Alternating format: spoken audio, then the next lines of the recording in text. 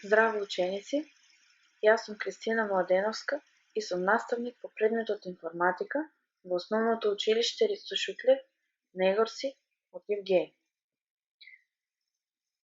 Ќе ви зборувам за наставната содржина, изработка на програми со структура за повторување во програмскиот јазик Scratch. Таа е дел од наставната тема креирање програми. Често во секојдневниот живот се среќаваме со ситуации во кои е потребно одредени активности да ги извршуваме одреден број пати, да ги извршуваме се додека не се исполни одреден услов и да ги извршуваме постојано. Еве неколку примери. Оди се додека не стигнеш на училиште. Додека има хартија, печат и копии, пишувај домашни задачи. Дали во овие ситуации однапред се знае бројот на чекори или бројот на копии? Одговорот е не, бидејќи не знаеме кога ќе се исполни одреден услов. Конкретно кај оди се додека не стигнеш на училиште, не го знаеме точниот број на чекори, се додека не го исполниме условот. Исто така и при пишувањето на програмите, многу често се јавува потреба од повторување на еден ист исказ повеќе пати. За да не се повторува пишувањето на исказот, во програмскиот код се користи така наречена структура за повторување, која што се нарекува и циклус, петелка, јамка или луп. Во структурата за повторување, дел од програмата се повторува одново и одново се додека некоја цел не се исполни. Во програмскиот јазик Scratch постојат три типа на структури за повторување или циклуси.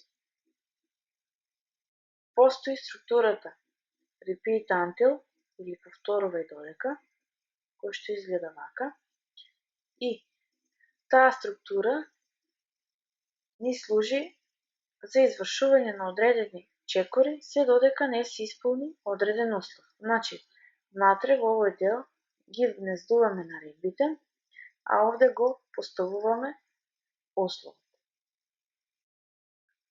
Вториот вид на структура за повторување или циклус е структурата Repeat или повтори X пати. Таа изгледа вака и ни служи за повторување на одредени искази или наредби онолку пати колку што ќе одредиме ние. Значи, исказите што се внесени внатре во оваа структура, во овој случај ќе се повторат 10 пати. Третиот вид на структура или циклус е структурата Forever или постојано. Значи, наредбите или исказите кои што ќе се наоѓаат внатре во оваа структура ќе се повторуваат постојано. Во програмскиот јазик Scratch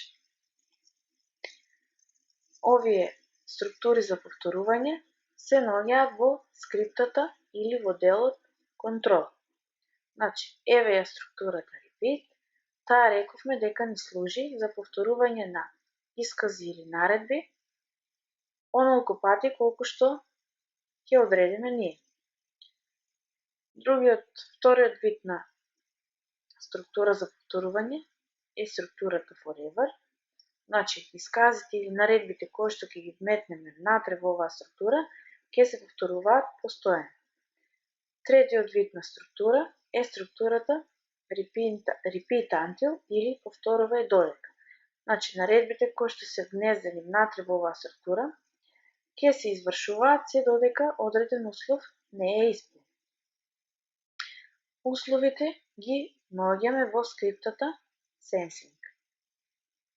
Значи, си избираме одреден услов, го поставуваме овде во структурата и наредбите ќе се повторуваат се додека не се исполни овој услов.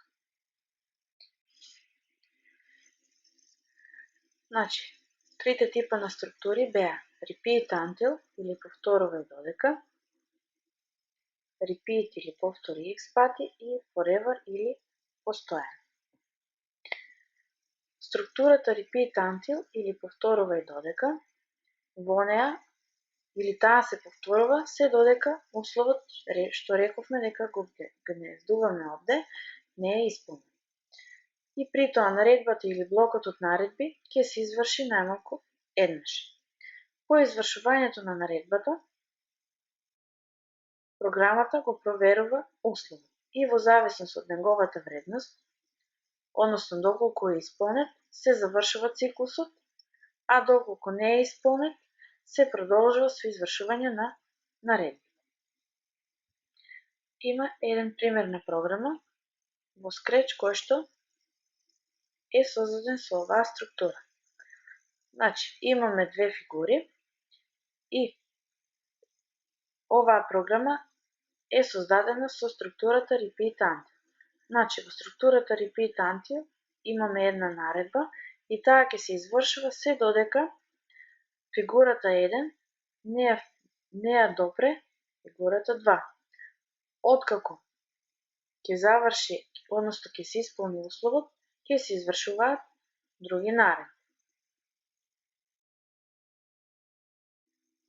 Втората структура беше структурата repeat или повтори x пати. Значи, рековме дека често се среќаваме со ситуации каде што во програмирањето имаме потреба одредена низа на чекори да ја повторуваме повеќе пати. За да не го повторуваме пишувањето на кодот многу пати, многу е лесно овие наредби да ги вгнездиме во структурата repeat. Практично ќе го покажеме тоа.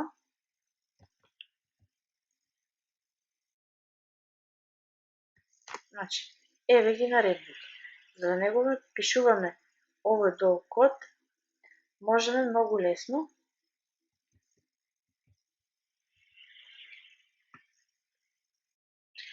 во структурата repeat, значи, да вгнездиме наредби. Значи, сакаме овие наредби да не се повторуваат 5 пати. Значи, објектот или фигурата да оди нанапред 30 чекори, да го смени својот изглед, да почека една секунда, да оди наназад 30 чекори, да го смени својот изглед и да почека една секунда.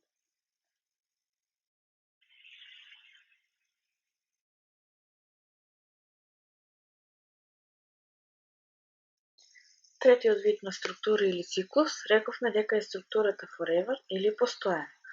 Постојат голем број на ситуации од секојдневниот живот во кои што одредена активност се повторува постојано. Например, изгрејсојнце за едисница. Објаснивме претходно за структурата forever, сега останува уште да видиме еден пример.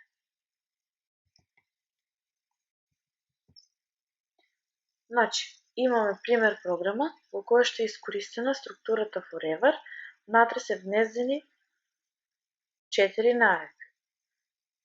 Значи, постојано менувај го својот изглед, почекај половина секунда, смени го наредниот изглед и почекај уште половина секунда.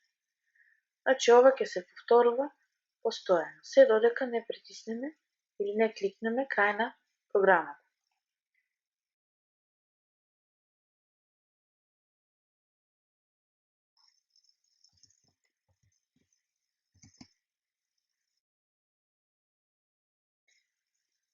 И за домашна задача имате да изработите програма со која, ако една фигура се допре со покажувачот на глувчето, се стопира менувањето на нејзината боја.